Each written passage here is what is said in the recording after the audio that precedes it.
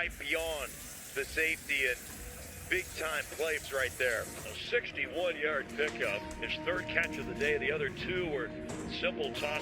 Came in here with 4 touchdown catches, we mentioned. Tied for the NFL lead from... Well, it's one of the things that happens to you when you run the ball on first down. It's a great day for football in the Pacific Northwest. The stands are rocking, the lights are on, and this place is electric. Has it. Touchdown Hawks.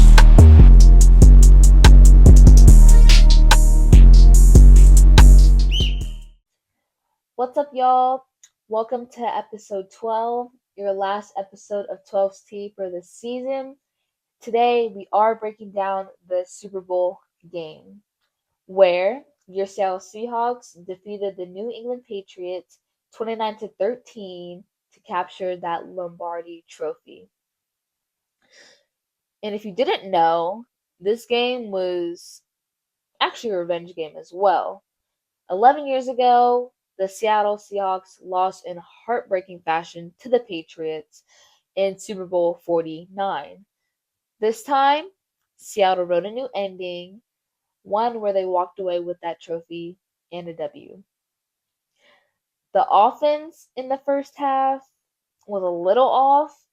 Drop passes, blocked third downs, throws that looked like they were going to be intercepted. What was going on? But thankfully, once that second half hit, Seattle came out strong. K9 drove through that Patriots defense like nobody's business, breaking tackles and gaining 135 yards and 27 carries. Coop made wild catches, got 61 yards as well as his second ring. AJ Barner had 54 yards and 1 touchdown. Jason was a little quiet, but he managed to get 27 yards, and so did Shaheed. Sam Darnold, he stayed controlled and poised with 202 yards and 1 touchdown. Now, I do have to say this with complete honesty. We all know that Sam Darnold hasn't had the best seasons in the past, especially with his other teams, but no one can say anything anymore because he has that trophy and he finally won the Super Bowl in his first year with the Seahawks. That's the sweetest tea of all right there. And I know you guys probably heard about K9 winning MVP. My personal MVP, Jason Myers. Myers drilled multiple field goals, being one of the reasons why we won and even led the game for majority of the game. Seattle's defense, though, that dark side is no joke. They had the Patriots scoreless for most of the game and only limited them to 13 points. They were relentless. They sacked Drake May 6 times, forced turnovers, and even had a pick 6. Big shout outs to Uchenna Nwosu, Ernest Jones, Josh Jobe, Devin Witherspoon, Derek Hall, Julian Love, and Nick Eamon-Worry. As the final game of the season came to an end, Seahawks added more history to the books. K9 had 135 rushing yards on 27 carries.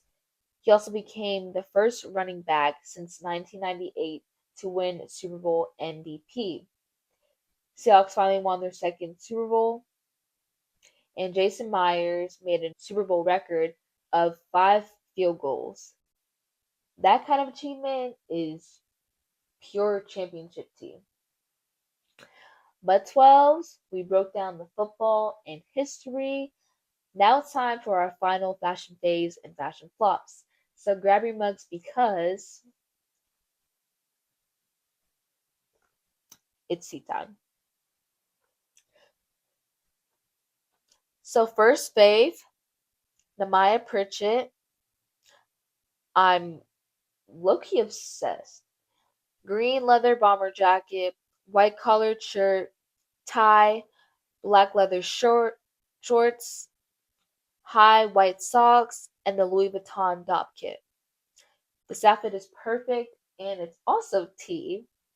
It gives off bold, modern, clean, and low-key Ivy League vibes.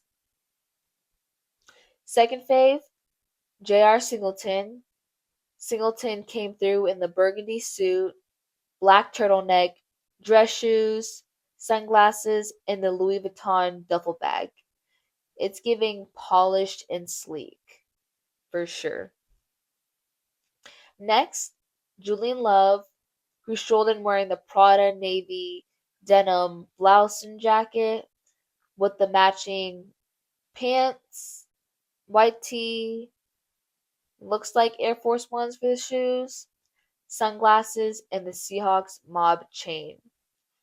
It's it's definitely giving luxury and chill vibes. And our last fave, Jamie Sheriff. Veil Forever purple fever flannel, denim jeans, looks like a dark gray shirt underneath, red Chicago White Sox hat, mob chain, and the retro Jordan 4s. Now the Super Bowl outfits are clearly on point. Now it's time for the flops.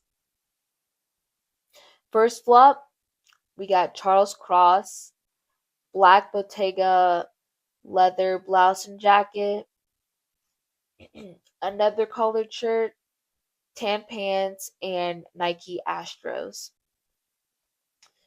The only thing is the shirt should have been tucked in to at least fit the length of the jacket.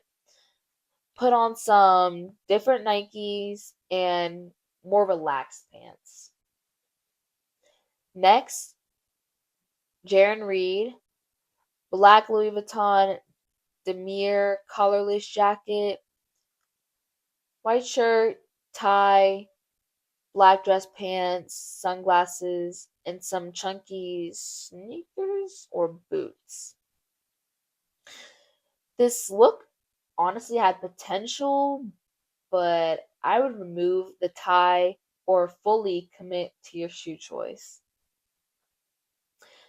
Third flop, Tyler Hall, Acne Studios flannel jacket, wide mustard pants, brown shoes, and the orange Bottega Veneta tote bag. The only problem with this outfit is the colors. I would go for tan pants and swap the orange tote for more of a cream color. Last flop, Nick Imanwari. Now this one hurts because it almost hit. Brown leather jacket, black leather pants, black shirt, sunglasses, and the brown boots. Now don't get me wrong, this definitely looks amazing at first glance, but I would consider the shoes to be at least the same shade as the jacket because you honestly can't really tell whether it's a really, really dark brown or if it's black. All right, 12s. That is your full cup of Super Bowl history and fashion. The Seattle Seahawks are your 2026 champions and end their season with smiles and silencing.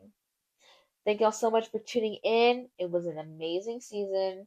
I hope to see y'all next year for season 2 of 12's Tea. Follow my Instagram, TikTok, and X. Don't forget to sip slow, stay loud, and as always, Pinkies up.